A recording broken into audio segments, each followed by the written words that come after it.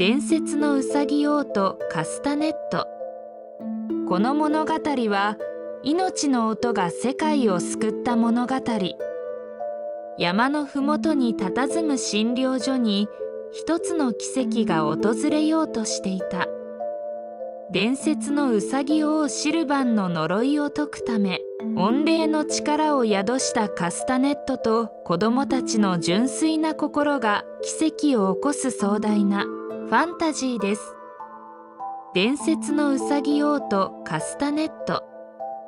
第一章、黄昏の診療所と蝕まれた王。霧雨が森の匂いを濃くする黄昏時、山のふもとにひっそりと息づく診療所があった。ツタの絡まる壁、風に揺れるランタンのかすかな光。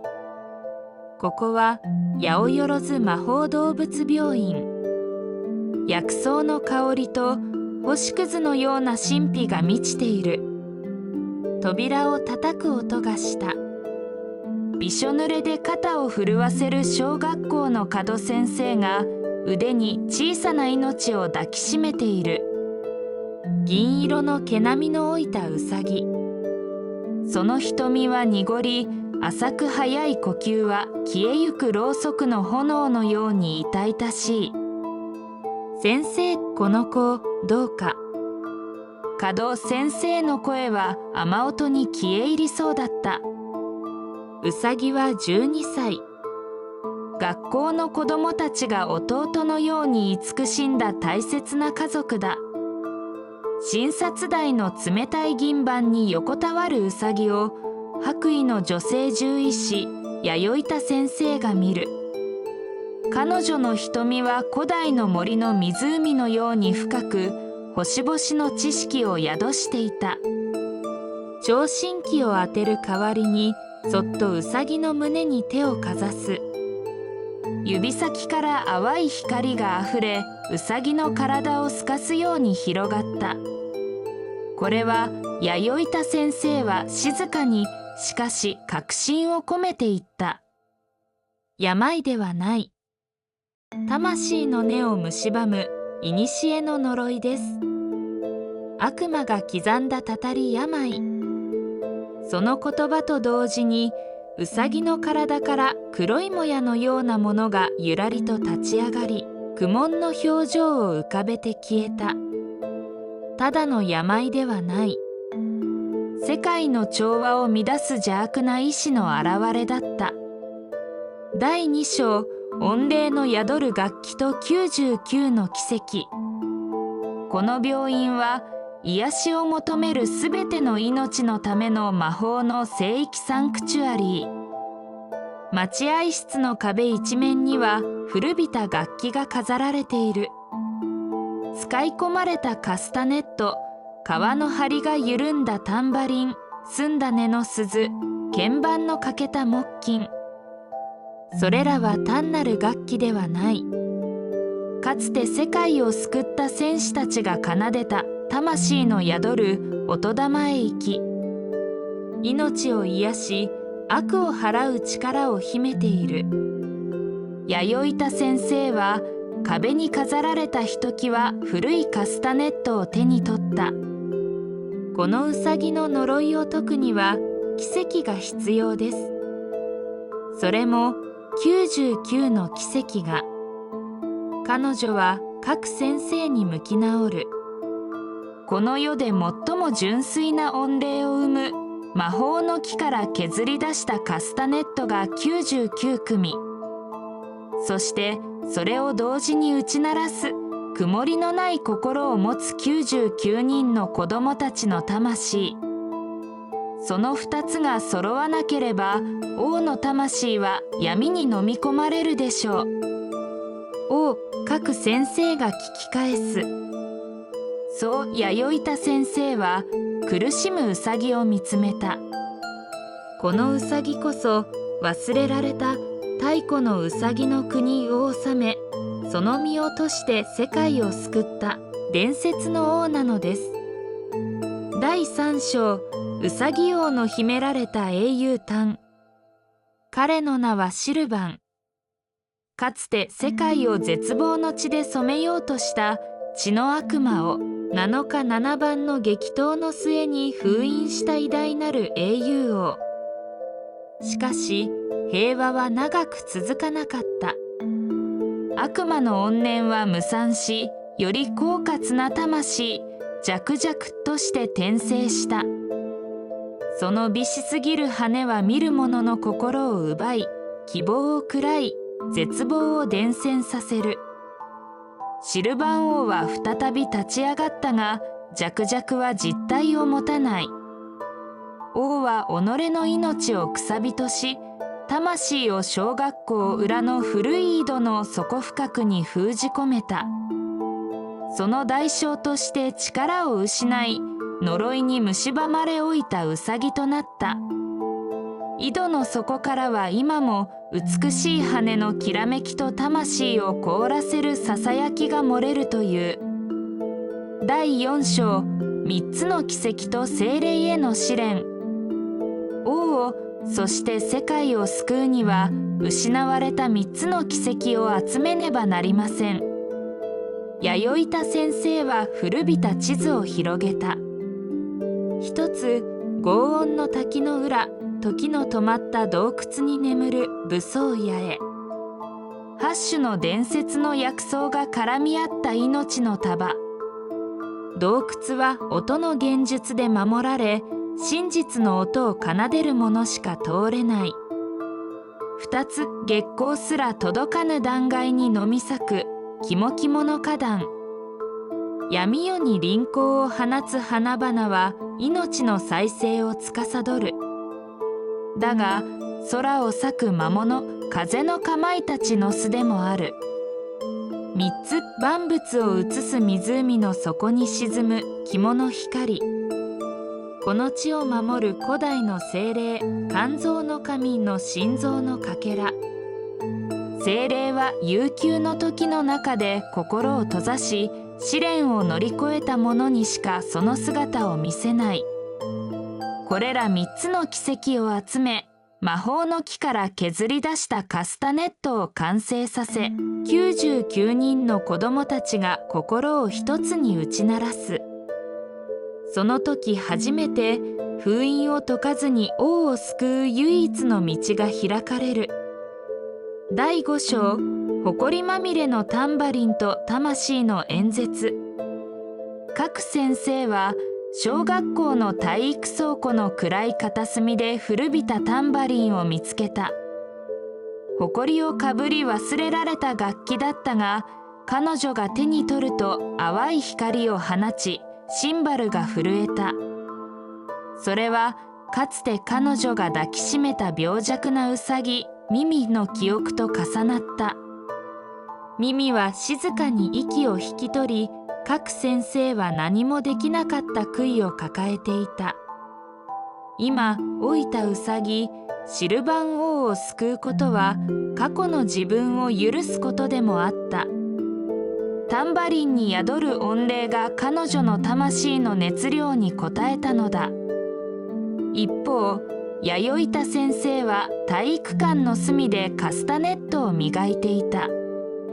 かつて御礼兵器の研究者だった彼女は、精霊肝臓の神との契約を悲劇で失い、御礼兵器を兵器でなく楽器として扱うことを誓った。音は命の鼓動に寄り添う音楽。それが私の使命だ。各先生は体育館に子供たちを集め、震える声で語り始めた。このウサギを救うことは、私たちの世界を救うこと。君たちの優しさと勇気、小さな手のひらに世界の運命がかかっている。力を貸して。子供たちの瞳に決意の光が灯る。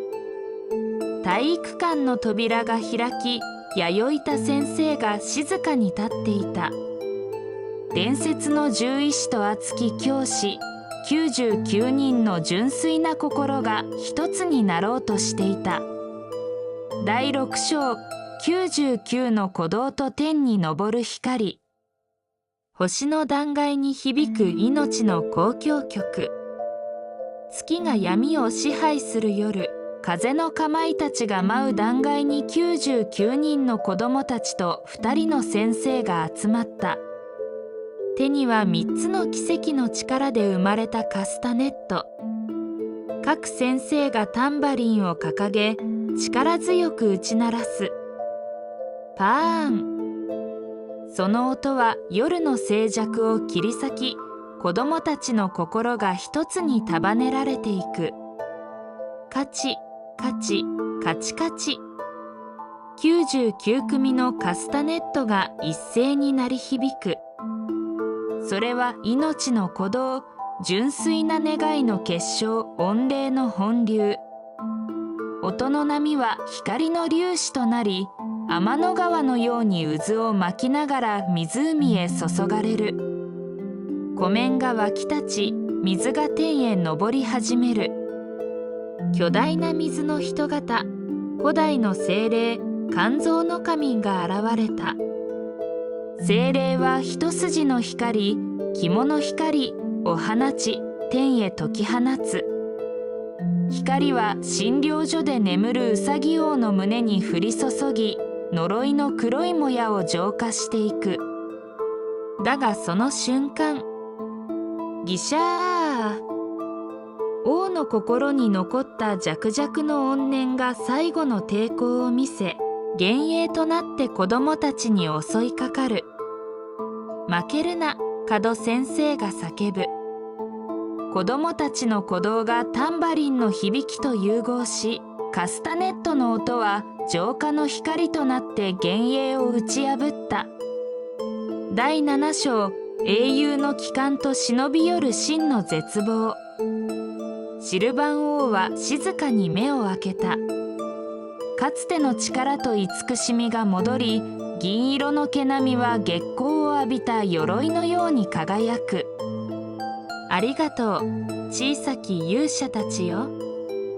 君たちの魂の音楽が私と世界を救った。子供たちは歓声を上げた。山の小学校に新たな伝説が刻まれたのだ。しかし誰も気づかなかった。肝の光が天に昇り、弱々の魂が消えたその瞬間、遠く離れた禁断の地、古い井戸が不気味に振動を始めた。井戸の底で眠っていたのは、弱々すら駒の一つに過ぎなかった真の絶望。かつて世界を無に返そうとした原初の邪神、千と悪魔。封印が解ける。弥生田先生の声が初めて恐怖に震えた。王の力回復で均衡が崩れ、より強大な悪魔を縛る封印が崩壊し始めていたのだ。第8章、千と悪魔の降臨と音楽の戦士たち。予兆、音の消失と空の裂け目。湖の水面が鏡のように静止する。夜空の星が一つまた一つと消えていく。子供たちのカスタネットがかすかに震え始める。弥生田先生がつぶやく。これは音の死だ。権限、美しき絶望の神。井戸の底から紫の光が吹き出す。千と悪魔がクジャクの羽をまとい、神が見しい姿で現れる。その美しさに子供たちの一部は言葉を失い涙を流す。しかし瞳が合った瞬間、希望が根こそぎ奪われる。命の奏でる雑音を浄化しようと甘美な毒の声が響く。胎児、魂の音楽と絶望の交響。各先生がタンバリンを打ち鳴らし、子供たちを呼び覚ます。弥生田先生が魔法陣を描き、御礼兵器を先人に変える。子供たちは恐怖を超え、音楽の戦士として立ち上がる。善と悪魔の絶望の音波と99人の魂の交響曲が激突する。空が紫に裂け、星々が流れ落ち、世界の音が消えた。代わりに不協和音が脳髄に響く。ああ、なんと耳障りな世界だ。命の奏でる雑音に満ちている。私がすべてを浄化し、完全なる静寂を与えよう。門先生が叫ぶ。今こそ君たちが本当の勇者になる時だ。君たちの音楽は癒しだけでなく、世界を守る戦いの力だ。子供たちの顔に恐怖はなかった。彼らは伝説の当事者となったのだ。第9章終焉を告げる交響曲。善と悪魔が漆黒の羽を広げると、絶望の音波が津波のように押し寄せた。消えよ、矮小なる希望の灯火よ。その瞬間、99のカスタネットが壮絶なクレッシェンドを奏でた。活発なこの音は灼熱の炎となって呪いを焼き払い、心優しいこの音は清らかな水の盾となって仲間を守り、知恵のあるこの音は雷となって悪魔の動きを縛る。木琴が癒しのアルペジオを奏で、鈴の音が精霊の加護を呼ぶ。各先生のタンバリンが刻むリズムは、すべての音を束ねる絶対的な指揮棒となり、戦いの交響曲を編み上げていく。しかし、善と悪魔の力はあまりに強大だった。魔法陣に亀裂が走り、子供たちの音が少しずつ乱れ始める。今だ、王よ、弥生田先生が叫ぶ。診療所で力を蓄えていたシルバン王が先行となって戦場に舞い降りた。その姿はもはやウサギではなかった。光り輝く銀の鎧をまとい、凛々しい青年の姿へと変身していたのだ。肝の光よ、我が魂に宿れ。天に残っていた光が王の胸に収束する。第10章、鎮魂のフィナーレと新たな伝説。音楽が神を救う時。善と悪魔お前は、かつて世界を愛しすぎたゆえに絶望した悲しき神だったな。うさぎ王、いや、光の騎士シルバンの声が響く。黙れ、愛など醜い雑音を生むだけの呪いだ。ならば聞かせてやろう。この世界の本当の音を。シルバンは剣を構える代わりに両手を広げた。そして子供たちの交響曲に自らの魂の歌声を重ねた。それは力でねじ伏せるための歌ではない。善と悪魔のいてついた心を溶かし、その悲しき魂を鎮めるための鎮魂歌、レクイエムだった。99人のカスタネットの音がシルバンの歌声と融合した。それは巨大な光の魔法陣となって空を覆い、善と悪魔を傷つけることなく、ただ優しく温かく包み込んでいく。やめろ、その音は温かい。善と悪魔の瞳から一筋の涙がこぼれ落ちた。その瞬間、彼の邪悪なオーラは浄化され、体は光の粒子となって天へと帰っていった。彼は滅びたのではない。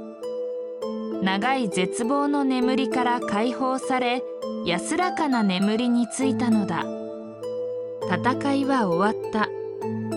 夜明けの光が傷ついた大地を優しく照らし出す。